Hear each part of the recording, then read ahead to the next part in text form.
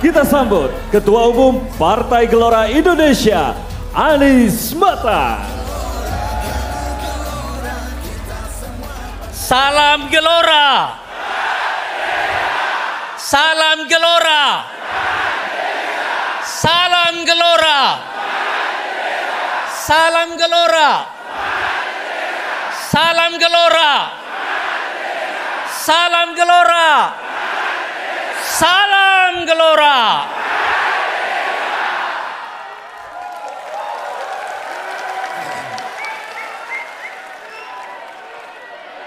Assalamualaikum warahmatullahi wabarakatuh.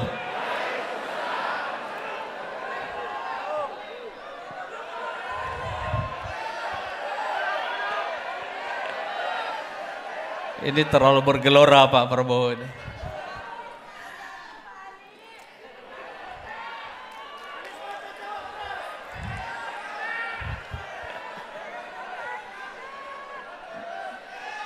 Ini masih bergelora terus ini ya. Kita tenang dulu sebentar ya. Saudara-saudaraku semuanya, para pimpinan DPW seluruh Indonesia dari Partai Gelora yang hadir pada kesempatan ini yang saya cintai, serta para pengurus DPD dan DPC dari Banter 2, Jakarta, Banten, dan Jawa Barat.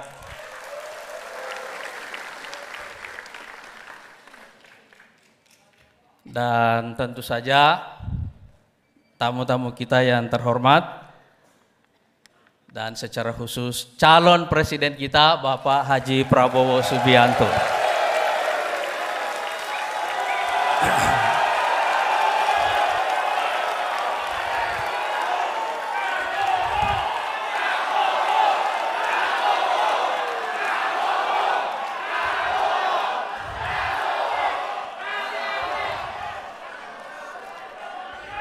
Pak Prabowo inilah Partai Gelora gitu. Ada geloranya. Bersama kita hadir para pimpinan partai koalisi Indonesia Maju, Pak.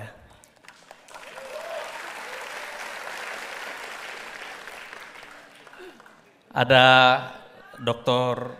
Tahan Samuel dari Partai Golkar yang mewakili Pak Erlangga, dan ada Pak Edi Suparno, Sekjen PAN,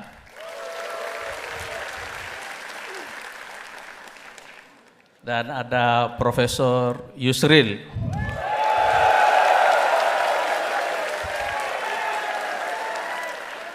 beserta rombongan. Dan juga ada teman-teman dari PSI. Ada Mas Dede, Mbak Sheryl,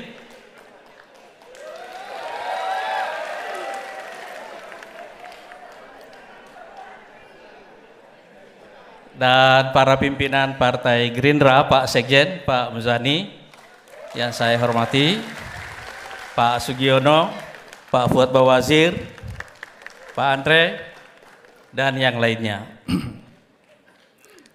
Semestinya acara deklarasi dukungan kepada Pak Prabowo Subianto sebagai calon Presiden Republik Indonesia 2024-2029 ini diadakan 1 pekan yang lalu, tanggal 27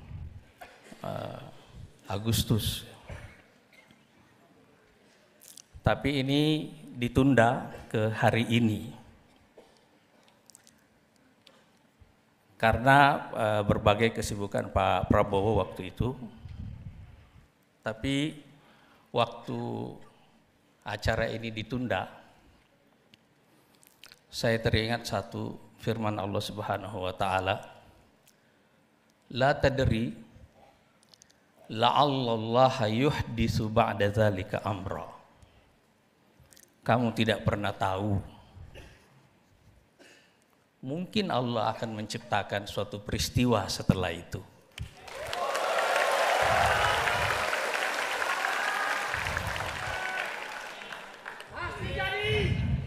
Dan hari ini rasanya bukan hanya kita yang melakukan deklarasi. Hari ini akan ada kemungkinan besar akan ada 2 deklarasi. Hari ini kita menyaksikan satu peristiwa yang sama. Ada yang datang, ada yang pergi dalam koalisi.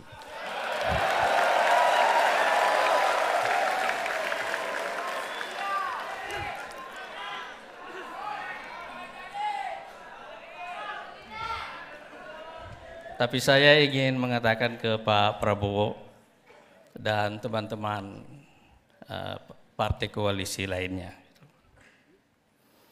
mudah-mudahan yang baru saja datang ini adalah sekutu yang bisa dipercaya dan bisa diandalkan.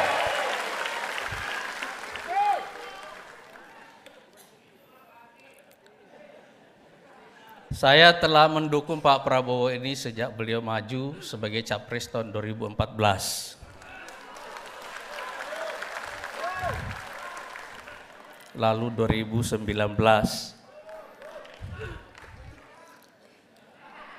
Tapi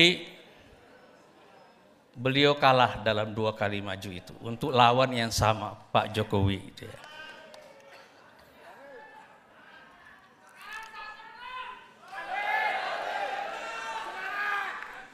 Waktu beliau kalah tahun 2019 yang lalu,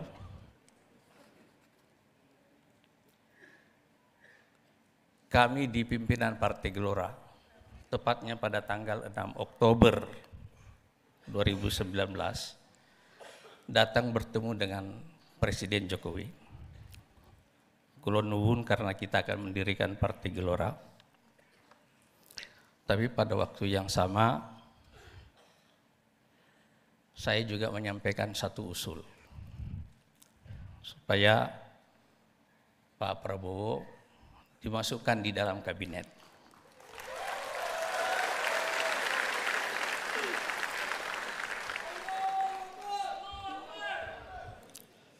Saya bilang, Pak, ini periode kedua Bapak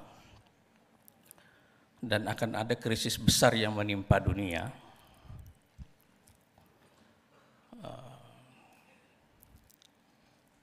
Saatnya Bapak menjadi pemersatu bangsa. Kita lupakan yang sudah lalu, elit Indonesia harus disatukan.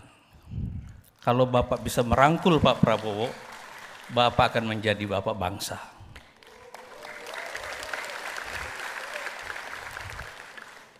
Saya percaya waktu beliau memasukkan Pak Prabowo dalam kabinet, tentu saja bukan karena semata-mata usulnya Partai Gelora. Tapi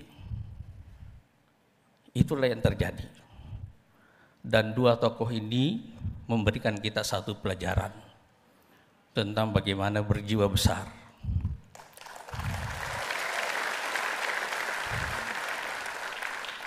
Kerendahan hati. Dan itu yang saya lihat dari Pak Prabowo. Beliau sampai pada titik kerendahan hati untuk mau belajar dari lawannya yang telah mengalahkannya. Itulah jiwa besar, itulah kerendahan hati, itulah kearifan, itulah pemimpin.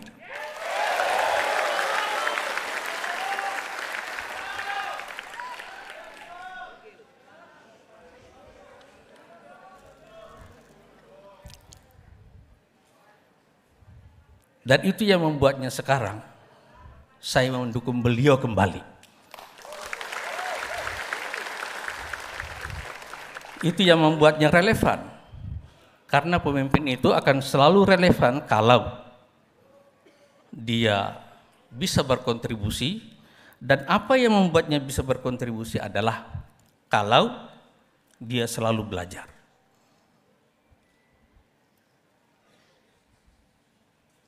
momentum seorang pemimpin menjadi pembelajar itu adalah momentum di mana dia menegaskan bahwa dia akan selamanya relevan bagi bangsanya.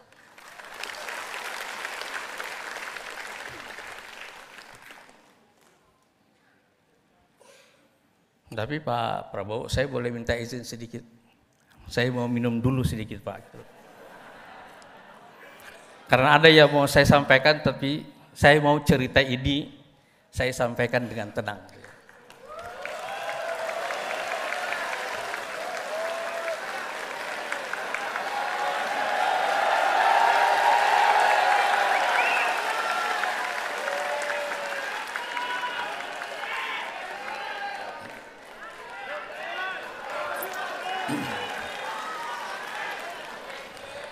Saya jadi haus Pak gitu. Cerita Pak Prabowo bersama Pak Jokowi ini mengingatkan saya cerita tentang seorang pemimpin besar dalam sejarah Islam yang nanti menjadi kakek moyang dari Ottoman Empire. Namanya Alep Arslan. Alep Arslan ini adalah seorang pemimpin dan juga militer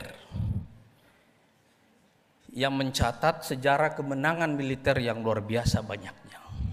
Tapi di akhir hidupnya, beliau meninggal di tangan tawanannya sendiri. Orang yang sudah ditawan sama dia, memprovokasi Alep Arslan dan mengatakan, kamu pengecut, kamu mengalahkan saya dengan pasukanmu, tapi kalau kamu berani, ayo kita duel. Alep Arslan berdiri dan terprovokasi dengan itu. Lalu beliau mendekati orang ini namanya Yusuf Al-Khawarizmi. Lalu tiba-tiba orang ini menikamnya. Karena ternyata walaupun dirantai tapi dia bawa pisau. 4 hari kemudian Alep Arslan meninggal. Sebelum meninggal, beliau bertanya kepada dirinya sendiri, kenapa bisa dia dibunuh oleh tawanannya?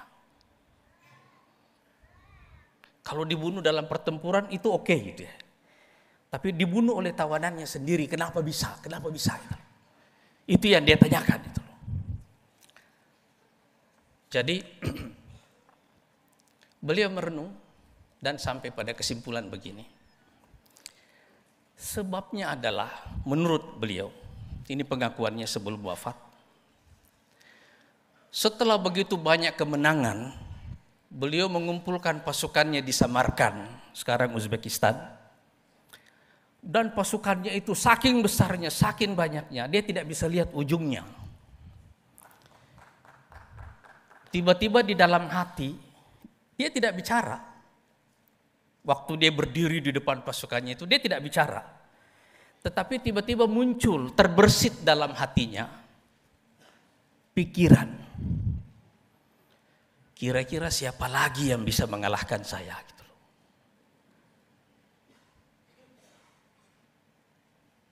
Kata Alep Arslan, bisikan hati ini yang membuat Allah mempermalukan saya dengan cara saya dibunuh oleh orang yang sudah saya tawan sendiri. Jadi beliau mengatakan untuk itu saya beristighfar kepada Allah. Gitu. Pemimpin ini sudah akan wafat dan akan dicatat. Hari-hari ini rakyat Turki memperingati perang yang dipimpin oleh beliau. Hari-hari sekarang ini. Namanya Perang Malazgirt. Tapi beliau menyatakan itu. Akhirnya beliau beristighfar, bersyahadat, lalu meninggal. Pelajaran terbesar bagi pemimpin itu adalah pelajaran tentang kerendahan hati.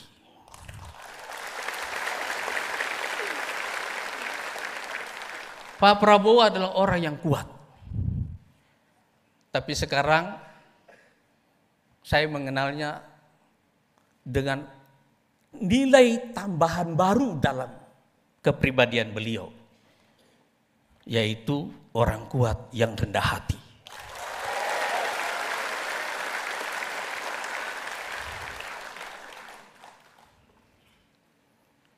Momentum kearifan ini sekarang bertemu dengan dua momentum yang lain, yaitu momentum geopolitik dan momentum kepentingan nasional.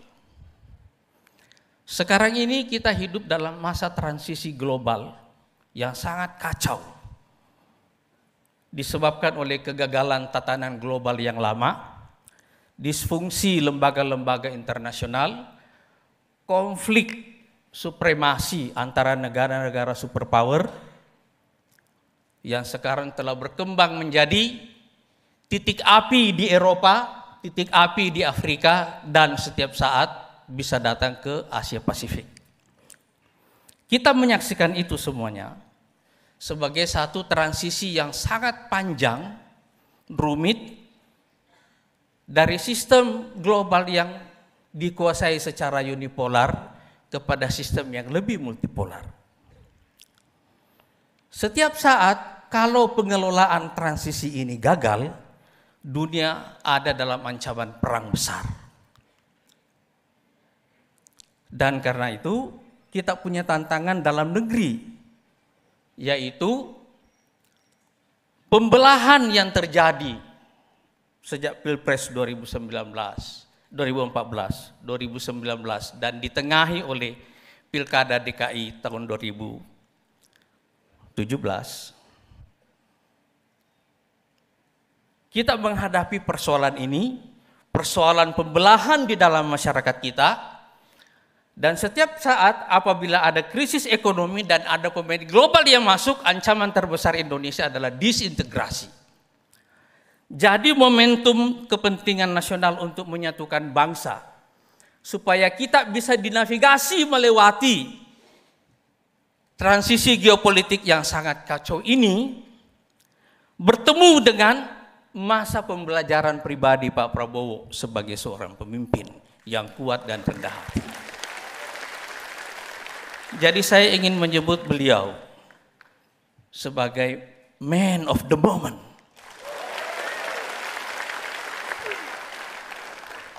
Yang membuat kami di Partai Gelora dan saya kira teman-teman koalisi lainnya untuk mendukung beliau sebagai seorang pemimpin.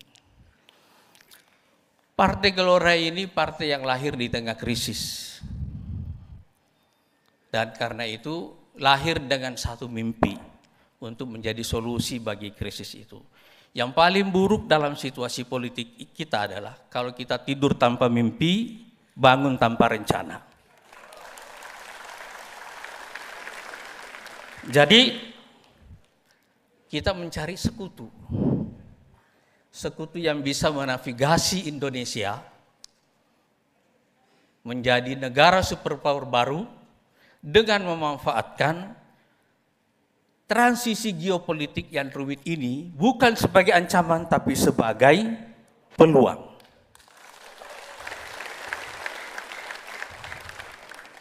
Dan itu sebabnya sekali lagi kami merasa bahwa deklarasi ini adalah perjodohan. Perjodohan antara Partai Gelora dengan Pak Prabowo dan juga teman-teman koalisi yang lainnya untuk mengantarkan Indonesia, menavigasi Indonesia melalui transisi geopolitik yang rumit. Mudah-mudahan di tengah krisis ini kita justru mendapatkan peluang untuk menjadikan Indonesia sebagai negara superpower. Deklarasi ini adalah permulaannya. Mudah-mudahan setelah ini insya Allah Pak Prabowo di tengah ketidakpastian format koalisi yang terjadi hari-hari ini, Pak Prabowo mendapatkan tambahan sekutu yang bisa dipercaya dan bisa diandalkan insya Allah. Pak Prabowo, saya ingin menyerahkan surat dukungan Partai Gelora kepada Bapak sebagai calon presiden, dan saya mengundang seluruh teman-teman DPW, ketua DPW untuk naik ke atas dan ketua-ketua bidang di DPN untuk menyerahkan bersama surat dukungan Partai Gelora kepada beliau.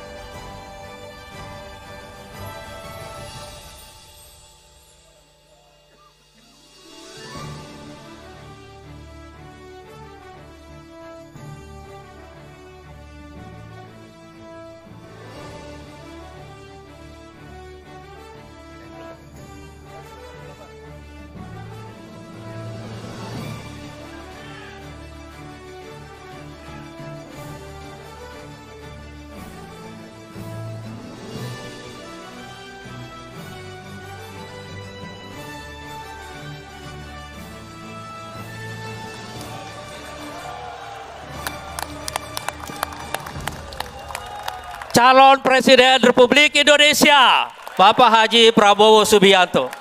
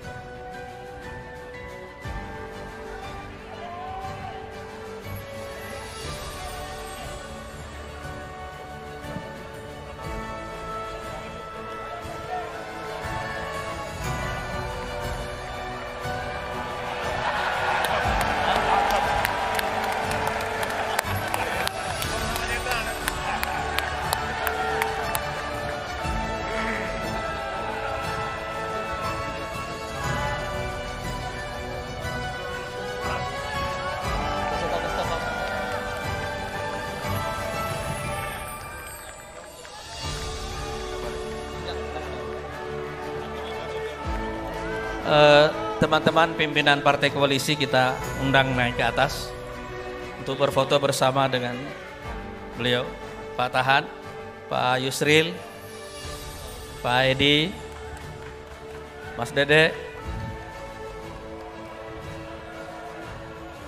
Naik aja.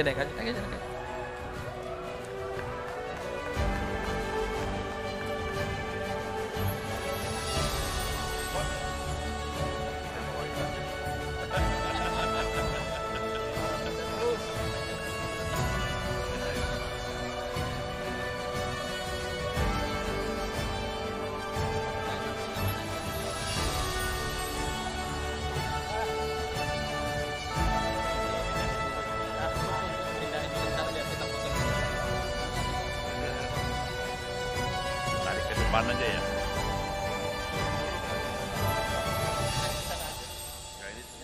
Ini turunin dulu.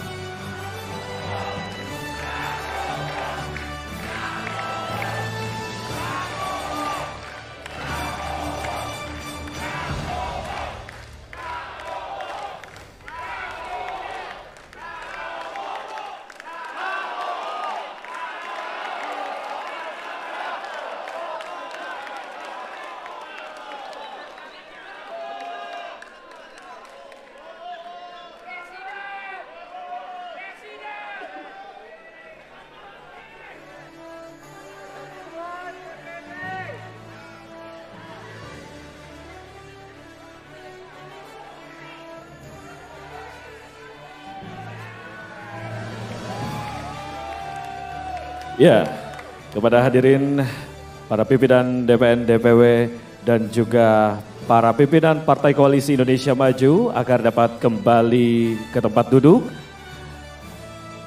Dan mohon berkenan Bapak Prabowo Subianto mohon untuk tetap berada di stage.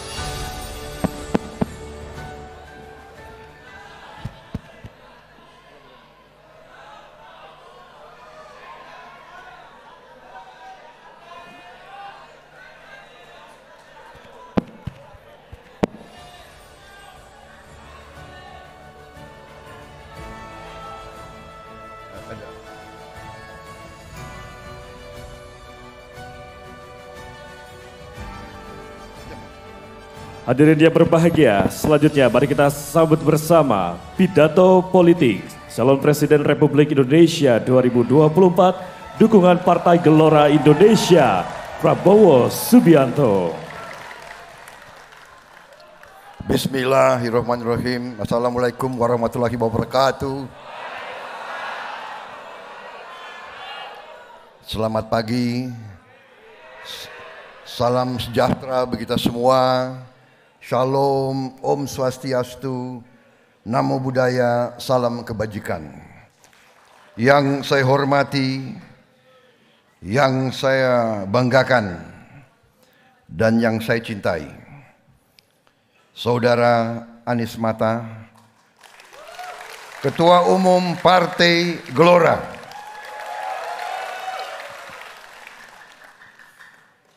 Partai Gelombang Rakyat. Yang saya hormati, saya banggakan, Ketua Umum Partai Bulan Bintang, Profesor Dr. Yusril Iza Mahendra. Ketua Umum Partai Bulan Bintang,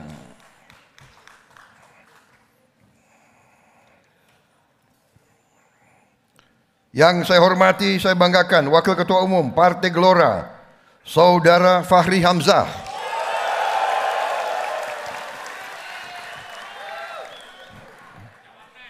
Sekretaris Jenderal Partai Amanat Nasional, Saudara Edi Suparno. Yang mewakili Ketua Umum Partai Golongan Karya, Saudara Tahan Samuel. Sekretaris Jenderal Partai Gerindra beserta jajarannya, Saudara Ahmad Muzani. Hadir Saudara Sugiono, hadir juga Pak Fuad Bawazir, hadir Saudara Andri Roswandi, Ketua DPD Sumatera Barat, hadir tadi mana Wagub DKI,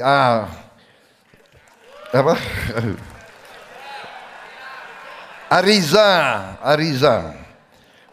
mantan Wakil Gubernur DKI, Saudara Haikal, anggota DPR RI, kemudian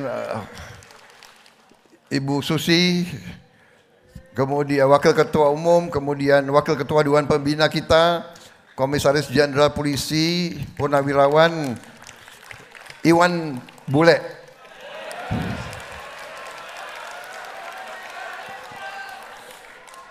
Dan para pimpinan Gerindra lainnya yang tidak saya sebut satu-satu tanpa mengurangi rasa hormat, karena saya khawatir nanti panitia akan membatasi waktu saya.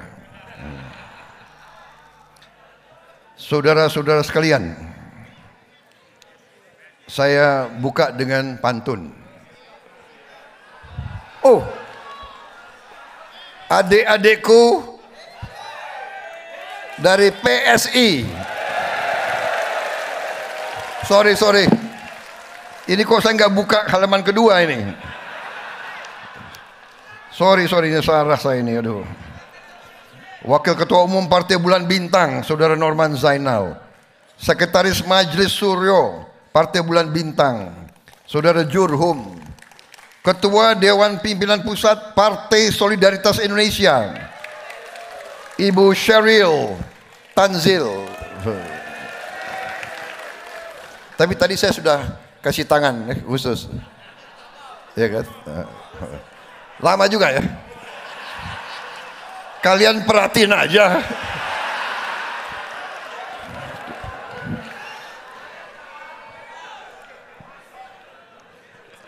Jadi grogi saya.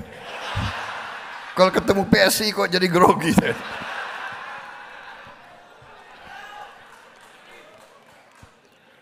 Ketua Dewan Pimpinan Pusat Partai Solidaritas Indonesia, Imelda Purba.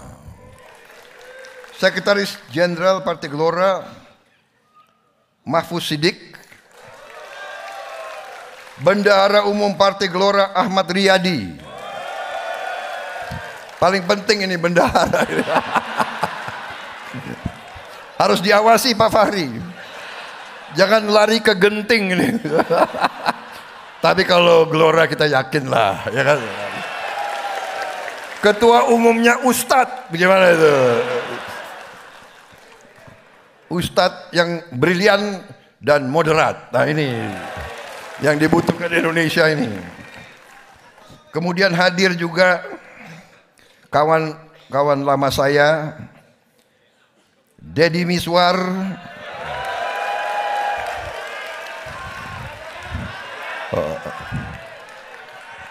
Saya lebih kenal dengan nama Naga Bonar.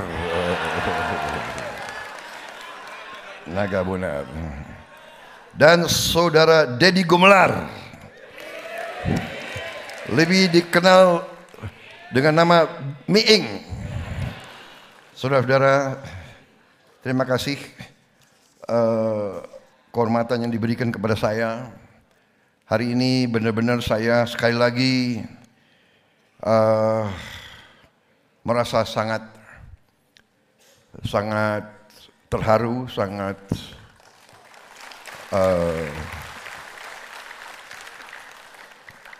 diberi kepercayaan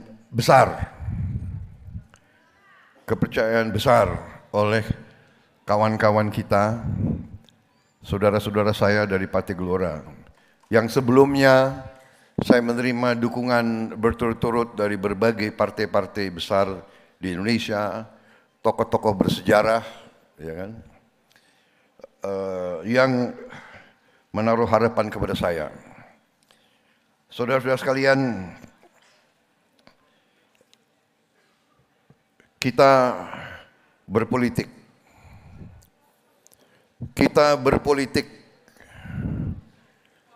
Kita harus mengerti, enggak, saya karena sudah terlanjur serius, pantunnya belakangan.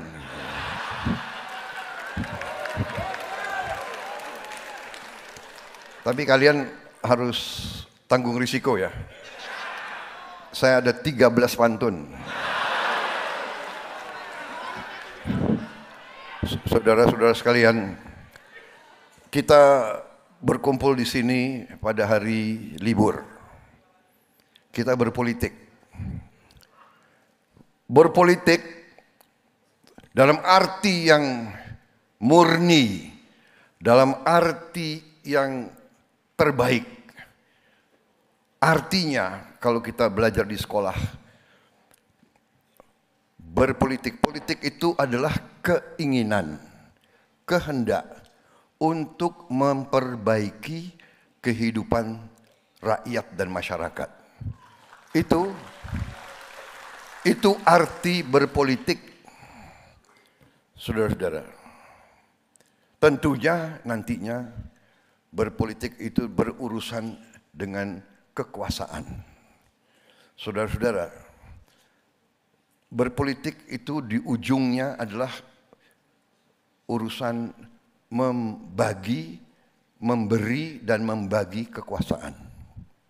Saudara-saudara sekalian, kalau kita ingin berpolitik, niat kita harus tadi, niat yang benar, niat yang baik.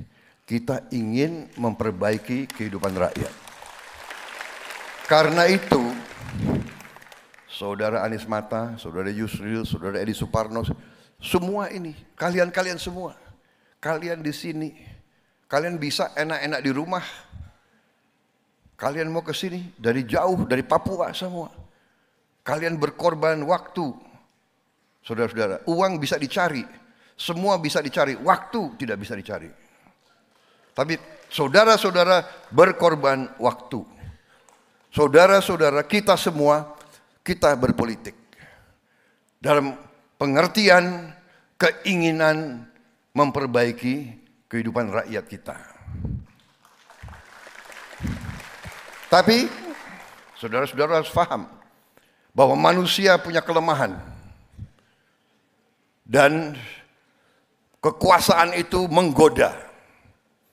Kekuasaan itu menggoda. Ada pelajaran, ada gium. Kekuasaan condong membuat orang korup. Kekuasaan yang besar membuat condong memungkinkan orang menjadi korup secara besar-besaran. Kekuasaan yang absolut membuat dia condong bisa korup secara absolut. Jadi kita sebagai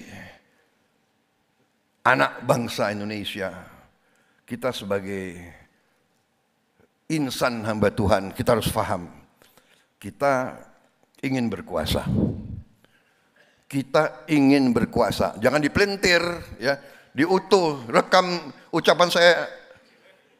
Jangan dipelintir, nanti dipotong. Prabowo ingin berkuasa. Anies Mata ingin berkuasa. Yusril ingin berkuasa. Iya, kita ingin berkuasa dengan seizin rakyat kita. Kita ingin berkuasa untuk berbuat baik.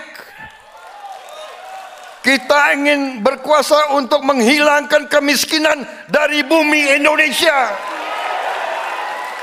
Kita ingin berkuasa untuk menghilangkan korupsi dari bumi Indonesia.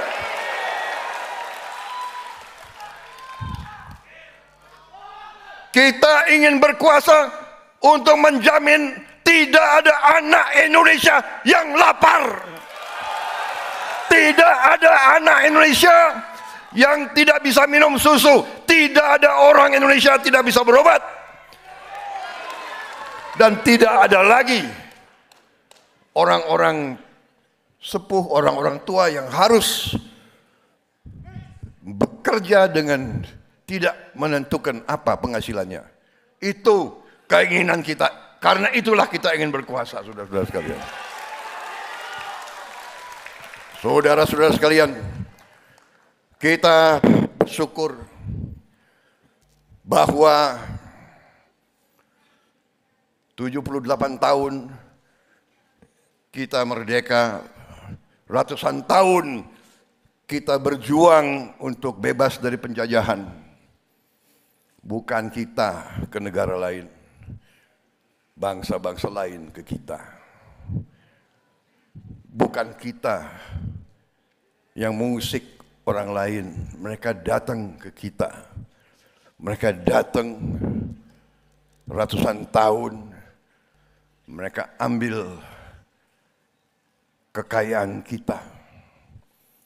Kita berhasil merebut kekuasaan dan kita mendirikan sebuah republik. Dan sekarang melalui perjuangan yang berat, ratusan tahun kita diadu domba, divida et impera, pangeran lawan pangeran, sultan lawan sultan,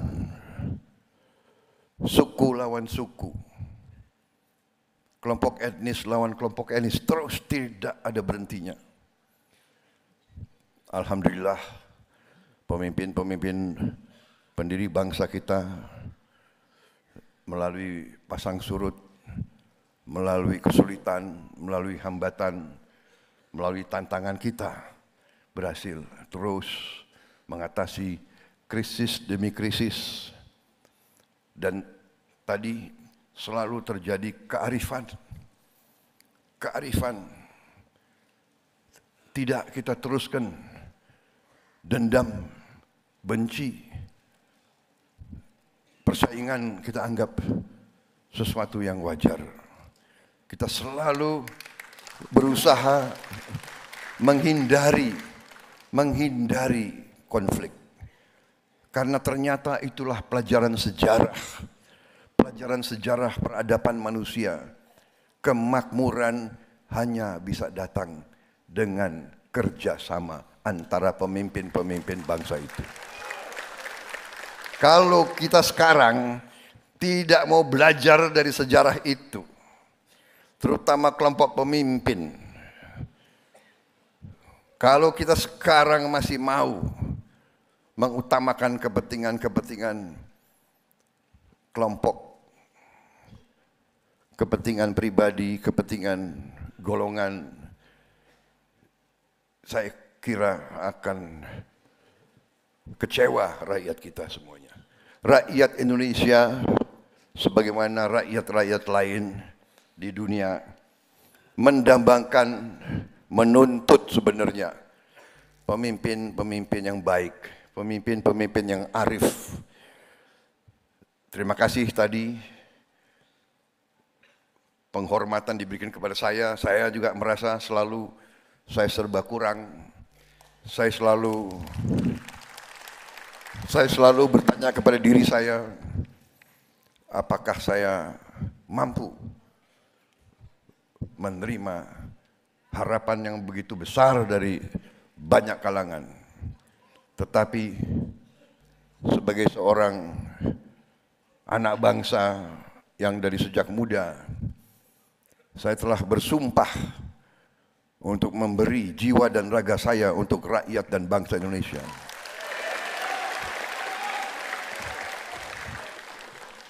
Karena itulah saya terus berjuang, karena itulah saya hari ini datang, saya berani menerima dukungan saudara-saudara.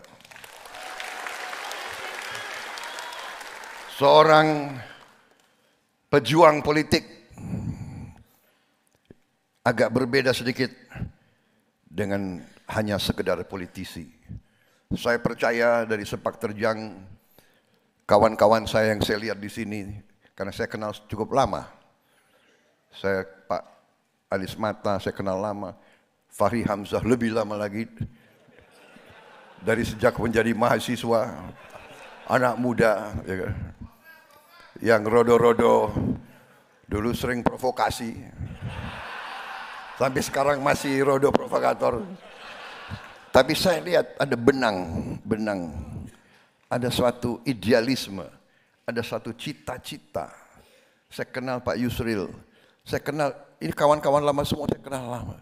Ada cita-cita, ada kehendak, ingin berbuat yang baik, ingin memperbaiki yang kurang baik. Ini yang saya lihat. Dan karena itu saya berani menerima dukungan saudara. Sebagaimana saya menerima dukungan dari partai-partai lain yang saya pernah anggapkan dukungan itu memang ikhlas dan tulus. Tapi saudara-saudara, ya, memang yang maha besar, maha kuasa selalu memberi kepada kita petunjuk-petunjuk dan membuat kita belajar terus. Jadi saya terus terang saja, benar. Di mana-mana saya katakan profesi saya tadinya diutamakan di bidang pertahanan, keamanan. Jadi kalau soal pertahanan, soal militer, soal perang, Prabowo Subianto masih bisa ngajar lah. Kadang-kadang junior saya yang masih aktif kaget. Saya masih bisa ngajar taktik regu, taktik peleton masih saya bisa ngajar. Tapi kalau politik memang saya harus banyak belajar. Terus saya belajar, sampai hari-hari ini pun saya belajar. Di bidang politik, kita tidur malam,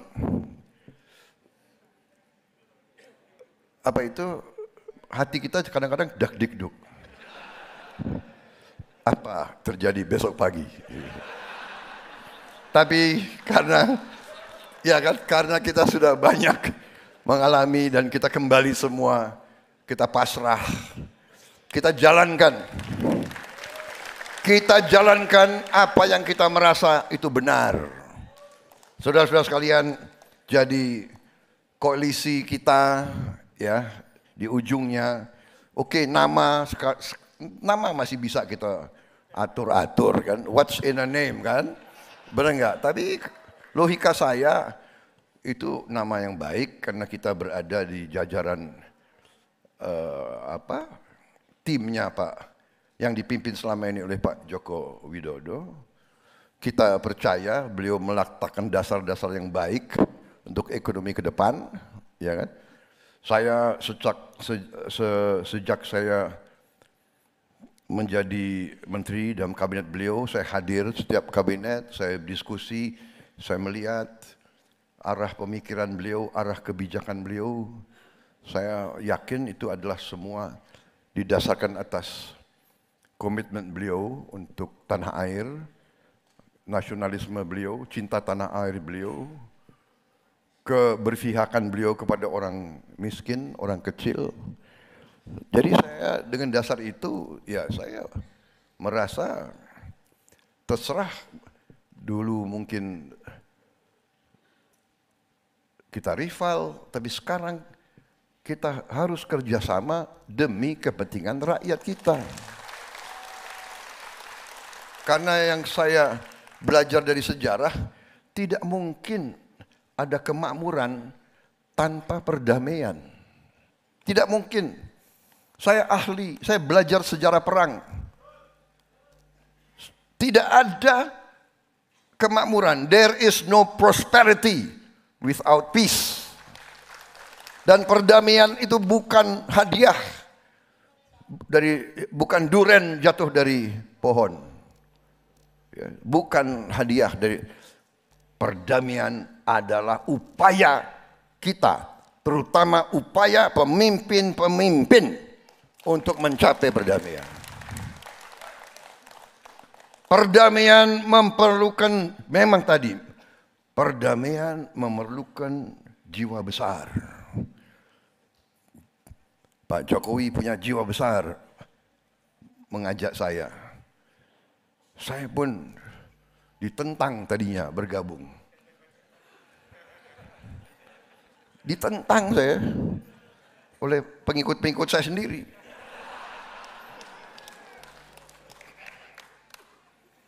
Saya dituduh pengkhianat. Memang akhir-akhir ini memang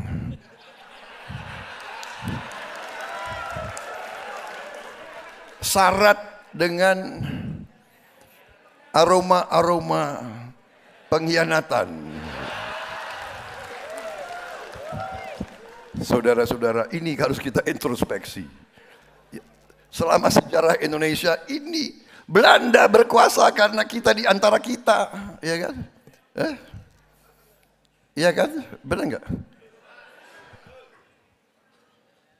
Perusahaan kecil bisa taklukkan kerajaan-kerajaan kita. Karena pangeran-pangeran itu, benar nggak? Sibuk rebutan kursi. Sultan meninggal, putra-putranya perang, dia putra kandung perang. Sudah ini pelajaran, nampaknya kita masih harus belajar terus, saudara-saudara sekalian. Jadi saya dituduh pengkhianat oleh pengikut saya. Karena saya mau bergabung dengan Pak Jokowi. Akhirnya ya saya harus menjelaskan. Lama-lama mereka faham. Ya. Jadi politik adu domba, politik pembelahan, semakin Indonesia tidak bersatu, semakin kekuatan-kekuatan tertentu di dunia ini senang lihat. Kenapa? Kita terlalu besar, kita terlalu kaya, saudara-saudara sekalian. Indonesia ini sebesar seluruh Eropa. Eropa itu berapa? 27, 28 negara. 28 negara. Itu Eropa Barat dan Eropa Tengah. Kalau ditambah Eropa Timur, berapa belas? Jadi saudara-saudara, kita satu negara. Luasnya seperti ini. Ya kan? Dan kayanya bukan main, saudara-saudara. Kayanya bukan main. Produsen nikel terbesar. Produsen kelapa sawit terbesar. Ya kan? Timah, karet, apa yang komoditas yang kita tidak punya? Saudara-saudara sekalian. Ya, sekarang Pak Jokowi sebagai presiden sudah 2 periode, beliau dengan tim beliau mencanangkan hilirisasi. Apa arti hilirisasi? Hilirisasi itu adalah upaya membangun industri sehingga bahan-bahan alam kita tidak kita jual gelondongan, tidak kita jual sebagai bahan mentah, tapi kita harus olah di bumi Indonesia. Saudara-saudara, satu refinery, satu penyuling kilang minyak itu bisa menciptakan puluhan ribu pabrik di hilir. Satu kilang minyak bisa membuat di hilir puluhan ribu pabrik. Saudara-saudara, demikian kelapa sawit, demikian semua komoditas lain. Rumput laut bisa jadi bahan untuk pupuk. Sekarang pupuk susah. Bisa sekarang rumput laut jadi bahan untuk plastik. Saudara-saudara sekalian, jadi masa depan adik-adik saya yang muda-muda ini sangat cemerlang. Saudara, harusnya saya sebut anak-anak, tapi nggak mau, saya bilang adik-adik aja. Gitu. Saudara-saudara sekalian, masa depan kita cemerlang. Semua indikator mengatakan seperti itu. Semua indikator mengatakan kalau kita dalam nanti 2045 kita tidak menjadi negara keempat, kita jadi negara kelima, keenam, minimal kita jadi negara ke-8, ke-9. Bisa bayangkan nggak kita jadi negara ke-9 terbesar di dunia, saudara-saudara sekalian. Tapi ada tapinya. Jangan kita senang dengan angka-angka, karena angka-angka bisa menipu kita sendiri. Jadi kekayaan ini pertama harus kita kelola di dalam negeri untuk mendapat nilai tambah. Saudara-saudara, untuk dapat nilai tambah, boksit bahan untuk alumina. Alumina diolah menjadi aluminium. Aluminium jadi mobil, jadi motor, jadi pesawat terbang, jadi videotron, jadi semua alat-alat yang bisa kita pakai. Masa kita jual boksit keluar sebagai batu, gelondongan, dan kita import pesawat terbang, kita import mobil, kita import motor. Tidak, kita ingin membuat mobil Indonesia. Bukan ingin, kita harus membuat mobil Indonesia. Dan kita sudah merintis. Presiden memerintahkan saya, dan saya sekarang sedang dibangun di Pindad Jeep buatan Indonesia. Jeep buatan Indonesia. Insya Allah kita berharap akhir tahun ini sudah produksi massal, saudara-saudara sekalian. Kita juga sudah buat motor listrik buatan Indonesia, saudara-saudara. Kita produksinya bisa 3.000 motor sebulan. Buatan anak-anak Indonesia. Di PT LAN, saudara-saudara sekalian. Dan seterusnya. Dan seterusnya. Saya dapat laporan sudah ada jam tangan buatan Indonesia.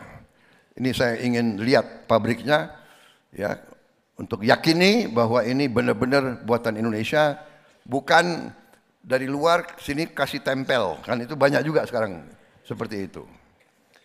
Parfum, saya diberitahu sudah ada parfum buatan anak-anak Indonesia, dan seterusnya dan seterusnya. Sepatu buatan Indonesia. Saya terima kasih, saya sekarang pakai sepatu buatan Indonesia yang tidak kalah dengan sepatu asing, tidak kalah. Sangat bagus. Saya bisa jadi brand ambassador kalau gitu. Saudara-saudara sekalian, wah ini mau azan sebentar lagi. Bagaimana nih? Saya minta izin ya, minum sebentar.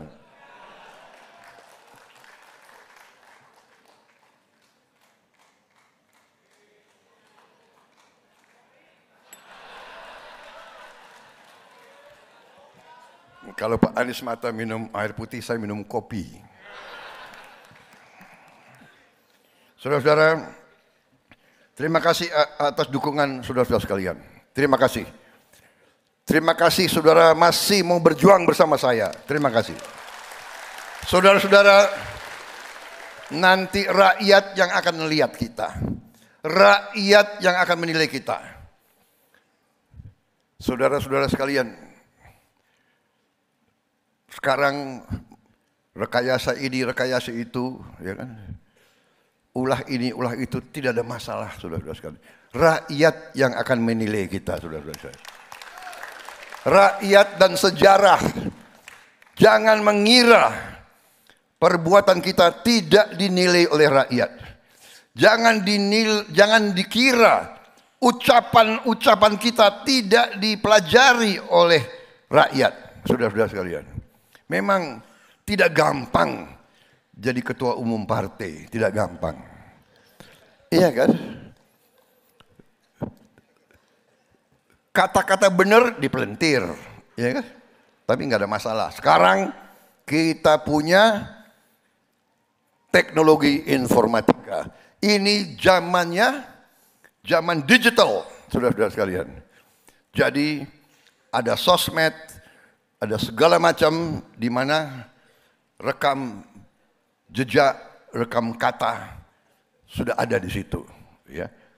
Saudara-saudara sekalian, ada dulu wartawan mungkin mau mancing saya, Pak Prabowo kok sering dibohongi ya, dan sering dikhianati ya.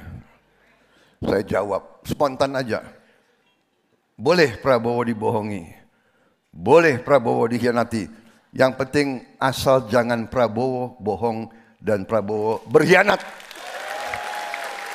Jadi saudara, terima kasih dukunganmu.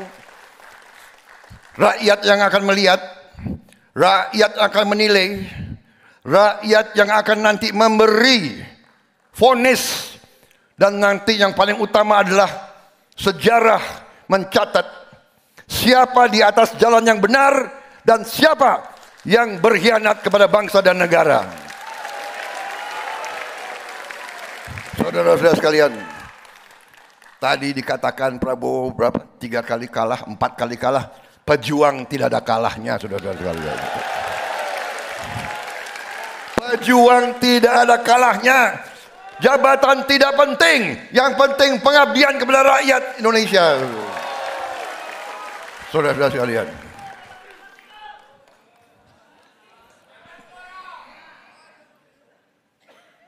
saudara-saudara, sebagai bagian penutup, penuntun itu bagian terakhir. Ini bagian penutup. Gimana sih kalian?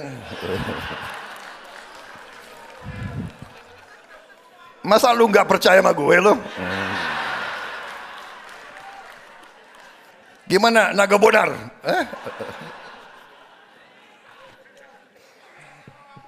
Jadi saudara, saya simpulkan ya, inti yang ingin kita perjuangkan.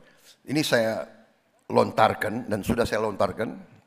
Ya, sudah ada perwakilan dari Gelora, Pak Fahri Hamzah waktu itu hadir, dari PAN, dari PSI, dari semua hadir. Waktu itu kalau nggak salah PKB masih hadir. Ya. Tapi tenang saja, insya Allah mereka akan hadir kembali. Karena kita menganggap semua orang itu saudara kita, ya kan? Tidak ada masalah. Mau 1 pasang, 2 pasang, 3 pasang, 4 pasang. Yang penting rakyat yang menilai, rakyat yang beri keputusan. Kita hormati keputusan rakyat. Sekali lagi, kita mau berkuasa hanya dengan izin rakyat. Tapi bila mana kita berkuasa, apa yang kita ingin lakukan? Yang saya hitung waktu itu ada 10 atau 12 fokus kebijakan. Nah, saya minta input dari kawan-kawan sekalian, tolong dibicarakan. Yang saya lihat tentunya adalah bahwa tantangan kita tentunya adalah masalah pangan. Pangan ini harus kita swasembada. Kita harus produksi semua pangan kita sendiri di bumi Indonesia. Tidak boleh tergantung bangsa lain. Tidak boleh tergantung bangsa lain, saudara-saudara sekalian. Saya sudah bicara belasan tahun masalah ini. Ya, dan sekarang dengan perang Ukraina, India melarang ekspor beras, Thailand naikin harga, Vietnam, kita tidak bisa mengandalkan dari luar. Kita harus bangun lumbung-lumbung pangan nasional. Kita harus menjaga energi kita. Jangan khawatir, kita bisa hasilkan energi dari dalam negeri. Dari kelapa sawit, dari singkong, dari sago, dari tebu, dari aren. Kita bisa hasilkan diesel solar dari tanaman yang tidak akan habis-habisnya, saudara-saudara sekalian. Tidak akan habis-habisnya. Lahan kita masih banyak, kita punya 24 juta hektar rawa. 24 juta hektar rawa. Negara asing tidak bisa lagi ngomong, kita merusak hutan. No. Ini rawa. Rawa yang sumber airnya tidak akan habis, kita akan gunakan menghasilkan lumbung-lumbung pangan di rawa-rawa. Saudara-saudara, mereka mau boikot kita punya kelapa sawit. Terima kasih. Terima kasih lo boikot. Gue pakai nanti kelapa sawit untuk bikin solar untuk rakyat. Gak usah import. Tidak usah import energi, saudara-saudara sekalian. Manakala kita nanti diberi mandat dari rakyat, kita tidak akan import energi dari manapun, saudara-saudara. Kita menghasilkan dari bangsa kita sendiri. Kita harus waspada ketahanan air. Sumber air harus kita harus menghemat air. Di bagian tertentu Indonesia air berlimpah-limpah, di bagian tertentu di musim kering sulit. Nah, ini sedang kita kaji. Saya bentuk Satgas Air di Kementerian Pertahanan. Kita sudah mungkin bulan depan akan kita hasilkan 100 titik air di tempat desa-desa yang sulit air. Kita akan menghasilkan, sampai hari ini sudah menghasilkan 57 titik air. 57, kita akan tambahkan lagi sampai dengan 100 titik akhir Oktober ini. Saudara-saudara sekalian, kesehatan, farmasi, kita teruskan program-programnya Pak Jokowi. Kartu Indonesia Sehat, Indonesia Pinter, semuanya kita teruskan, kita tambahkan lagi. Yang benar kita teruskan. Untuk apa kita robah-robah, saudara-saudara sekalian? Kita tambah, kita perbaiki, saudara-saudara. Benar gak? Pendidikan, sains, teknologi, kita akan bangun sekolah unggulan di setiap kabupaten di seluruh Indonesia, saudara. Kita akan memperbaiki semua sekolah, termasuk TK, SD, dan pesantren-pesantren kita akan perbaiki semua, saudara-saudara. Kita akan memberi makan siang dan susu untuk setiap anak Indonesia. Setiap anak Indonesia, saudara-saudara. Kita sudah hitung, uangnya ada, kita mampu. Kita lakukan perbaikan di bidang politik, hukum, birokrasi. Kita teruskan hilirisasi menuju industrialisasi. Kita robah keuangan negara menjadi lebih ramping, lebih efisien, sehingga setiap uang rakyat akan sampai untuk kepentingan rakyat. Masalah pertahanan, sudahlah, serahkan kepada ahlinya. Dengan demikian, saudara-saudara sekalian, terima kasih. Waktu juga telah membatasi, dan saya sekarang akhiri dengan pantun. Pantun pertama. Sarapan pagi pakai buras. Mampir ke Makassar makan konro. Anies Mata orangnya brilian dan cerdas. Terima kasih, berjuang bersama Prabowo. Pantun kedua. Merdu mengaji anak dara. ilmu dikaji, iman dijaga. Mari maju bareng Partai Gelora. Tidak boleh ada yang benci demi Indonesia. Masih ada. Indonesia poros maritim dunia. Ibu kotanya pindah di Nusantara. Kita semua berjuang bersama Gelora untuk Indonesia yang semakin adil dan sejahtera. Masih ada lagi. Ini pantun favorit saya. 1, 2 cempaka biru. 3, 4 dalam jabangan. Kalau ada yang dapat teman baru, teman lama dilupa jangan. Salam Gelora. Salam Gelora. Salam Gelora. Salam Gelora. Salam Gelora. Salam Gelora. Salam Gelora. Merdeka. Merdeka. Hidup Golkar. Hidup PBB. Hidup PAN. Hidup PSI. Hidup semuanya. Hidup Gerindra. Hidup PKB.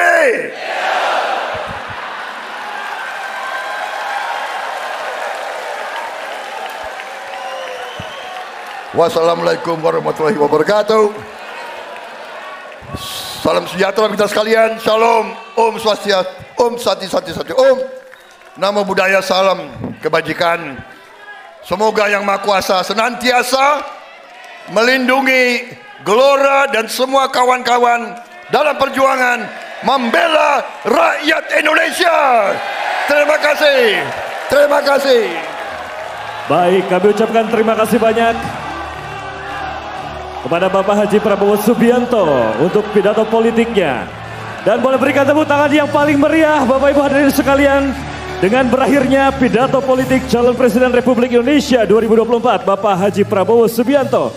Berakhir pulalah rangkaian acara deklarasi Partai Gelora Indonesia mendukung Haji Prabowo Subianto sebagai calon Presiden Republik Indonesia 2024-2029. Terima kasih kami ucapkan untuk seluruh hadirin yang hadir pada hari ini. Wassalamualaikum warahmatullahi wabarakatuh. Salam Gelora! Salam Gelora! Salam Gelora! Dan kami persilakan Bapak Haji Prabowo Subianto untuk menuju ruang konferensi pers. Mohon berkenan sebelumnya untuk berfoto bersama. Mohon maaf kami persilakan terlebih dahulu Bapak Prabowo untuk berfoto bersama. Boleh Bapak Ibu hadirin sekalian mengangkat benderanya dan juga turut berdiri menghadap ke kamera yang berada di area stage dengan teman-teman dokumentasi. Kami persilakan untuk menikmati kebersamaan kita dan mengabadikan agar kebersamaan ini menjadi sesuatu yang baik di pencalonan Bapak Haji Prabowo Subianto. Salam Gelora! Salam Gelora! Salam Gelora! Tepuk tangan yang meriah untuk kita semua. Terima kasih untuk semuanya yang telah hadir hari ini. Dan tentunya sekali lagi kami persilakan Bapak Haji Prabowo Subianto dan juga para tamu undangan untuk bisa melaksanakan konferensi pers. Kami persilakan sekali lagi untuk menuju ke ruangan konferensi pers.